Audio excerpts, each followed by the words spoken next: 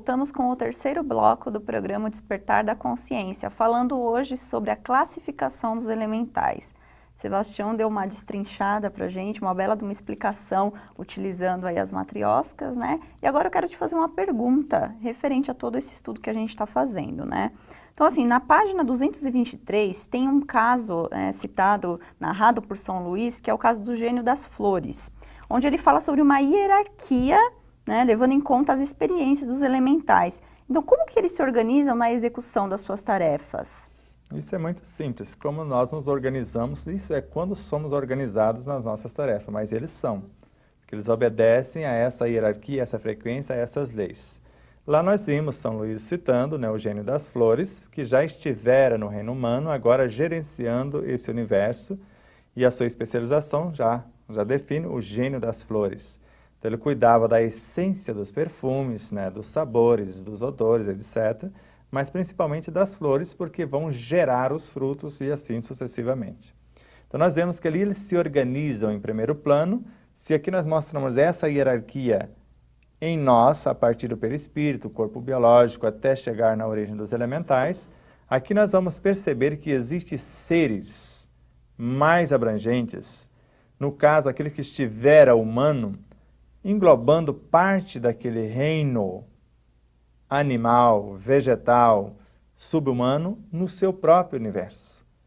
E ele gerenciando como consciência mais ampla, dentro dele, alguns seres pré-humanos, que o obedecia diretamente. Então nós vemos isso acontecer em nosso caso e em vários setores. Então, se nesse ser, que nós chamamos o líder, ele acolhe, como Jesus dissera-nos, eu sou a videira, vós sois os ramos.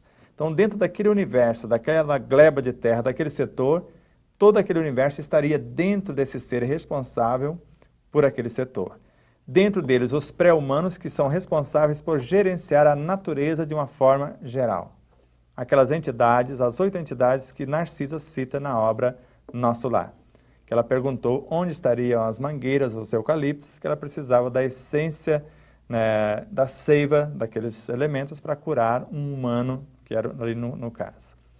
E nós vemos que agora esses pré-humanos vão agir sobre outros seres, como São Luís mostra, para criar essas situações. Eles vão agir direto sobre as consciências animais, ainda interagindo com esse contexto, mas ali no caso mais diretamente, esses seres animais inseridos no contexto, que interage com o vegetal, e agora nós vamos ver esta consciência agindo mais diretamente nos vegetais. Ali não mencionou o pré-humano diretamente, nem o reino animal, mas não faz isso, não conseguiremos fazer isso sem interagir com os demais. Então o foco dessa inteligência seria, como o gênio das flores, agir no reino vegetal para gerar alimentos, para nutrir o reino animal, para chegar ao pré-humano, para chegar no caso humano, já que ele representa o reino humano. E esses vegetais não vivem sem se nutrir, sem se alimentar, e eles fazem isso absorvendo elementos do que nós chamamos o reino mineral. E o reino mineral não existe sem os reinos que antecedem, principalmente o reino da energia que nós chamamos de princípios vitais.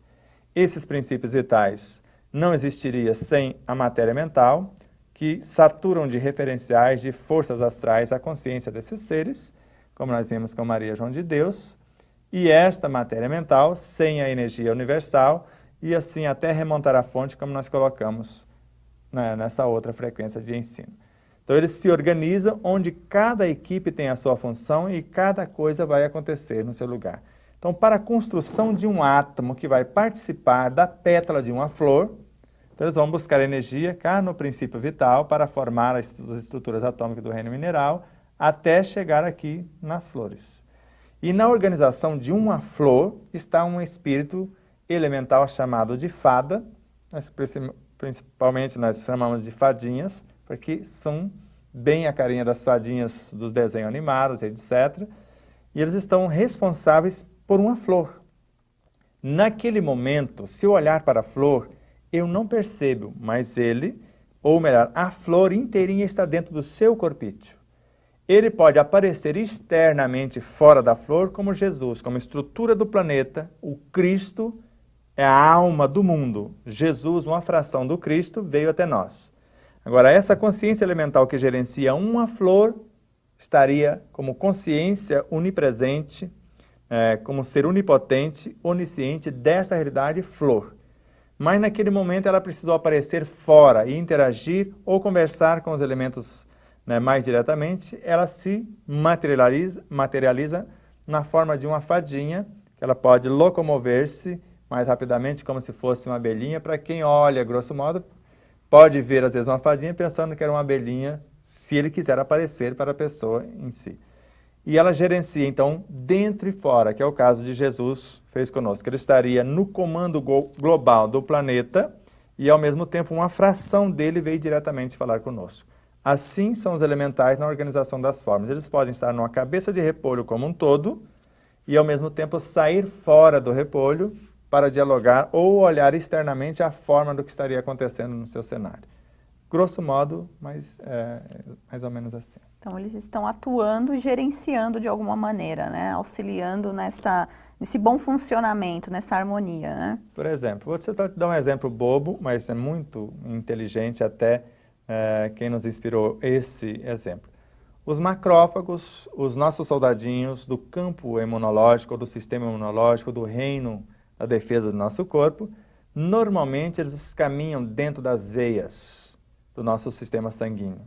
Mas quando eles são convocados a educar, a disciplinar, a evangelizar um vírus, uma bactéria que estaria provocando às vezes uma bagunça em determinado setor, eles saem dos capilares, que seria o seu universo de ação, e fora dos capilares pode conversar com o moço, com a mocinha que estaria fazendo a desorganização da estrutura desses capilares, por exemplo, que seria o caso de um rompimento de um microvaso em nossos intestinos, onde sangue começa a sair pelas nossas fezes e alguém detecta ali alguma anomalia e etc. Então, esses glóbulos brancos e as plaquetas, inclusive, pode ir lá para estancar a coisa e os soldadinhos do sistema imunológico sair do capilar e ter um tete-a-tete com quem está agredindo ali o capilar e dar um jeito na situação. Então, mais ou menos assim, eles podem estar inseridos no cenário ou sair do cenário e ver numa visão ampliada pelo lado de fora o que está acontecendo. São realmente guardiões, né? Exatamente. Então tá, ainda no caso do gênio das flores, né, Etani, ele diz que são muitos e que nunca estiveram encarnados como homem, mas que há entre eles os que já foram homens. Parece nos dizer então que é possível mesmo retornar ao reino elemental, tendo chegado ao reino humano? Com certeza, isso é a coisa mais fácil de se admitir e de se pensar. Como nós falamos em programas anteriores, um professor, só porque antes fora aluno, viajando por todas as classes da sala de aula, chegou no universo que nós chamamos de universidade, diplomou-se. Isso não impede dele voltar lá no início onde ele começou e começar no jardim de infância a auxiliar os seus alunos ou alfabetizar aqueles que estão começando e trazê-los gradativamente para o seu cenário. Isso não é retroagir, isso é descer como missionários e ir lá. Até porque fazemos isso todo momento. Quando nós pensamos em magnetizar uma água, partes da nossa consciência, através do universo mental perispiritual, viajam até no interior do corpo e vai viajando por esses cenários até transformar-se num microelemento para entrar na estrutura de um átomo, por exemplo. Porque a fluidificação ou magnetização da água se dá pela mudança estrutural da energia vital que compõe o núcleo atômico, segundo o espírito Emmanuel.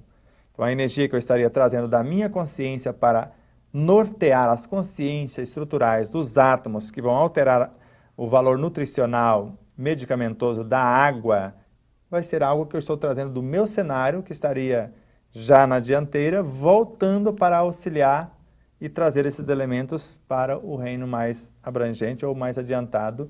E no caso da água, nós vamos trazer para o reino humano, para curar, para nutrir, para realizar outras funções.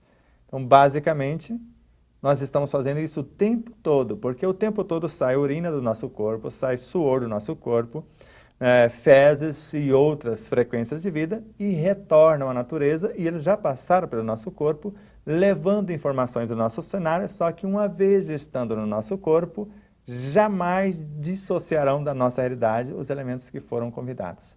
Nenhuma das ovelhas que meu pai me confiou se perderá. Então, uma vez passando pelo nosso corpo, nós somos responsáveis por esses seres para a eternidade.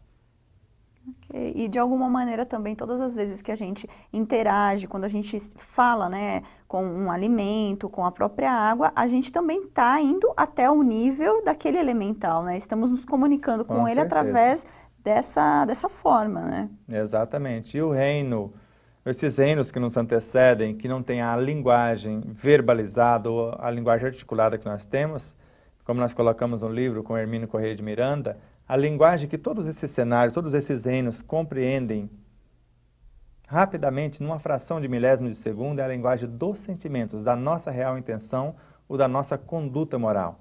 Quer dizer, a ascendência moral é que é respeitada e compreendida por todos os seres que nos antecedem. E se nós respeitamos esses reinos que nos antecedem, eles nos atendem de uma forma fantástica, muito rápida e faz acontecer coisas que parecem verdadeiros prodígios, milagres, se não conhecemos as leis que regem esse universo de informações, de seres e de frequências de vida. Então, mais até do que a nossa fala, essa nossa comunicação verbal que a gente faz muitas vezes com esses elementais, é a nossa intenção, né? O sentimento com que a gente está fazendo essa interação com eles, né? Exatamente. Por isso que Kardec, num dado momento, falou, a forma nada vale, o pensamento é tudo. Isso aí. Então tá, então quero convidar você para que já adquiriu o livro, mas aqueles que ainda também não adquiriram, estamos na 4ª edição, quiser também retornar às leituras dos capítulos anteriores, estamos nesta série estudando o capítulo 6, mas se você quiser voltar, fazer uma releitura dos capítulos anteriores e quiser então estar adquirindo esta obra, é só você acessar despertardaconsciência.com.br, entrar em contato pelo telefone 11 2455 8138, falar com o Neuza Marques, onde você pode estar adquirindo não só o livro, mas também CDs e DVDs. Existe também um outro número que pode estar entrando em contato, a Jussara, né? No 34 3671 2237, que também está à disposição para a venda do livro, CDs, DVDs e também para agendar, né, um evento se você preferir ou se desejar nos convidar, onde ficaremos muito felizes de estudar com você, apresentar mais detalhadamente o conteúdo do livro ou estudarmos juntos o ensino universal dos Espíritos. Estamos agora indo para um rápido intervalo e já voltamos dando continuidade a esse estudo de hoje.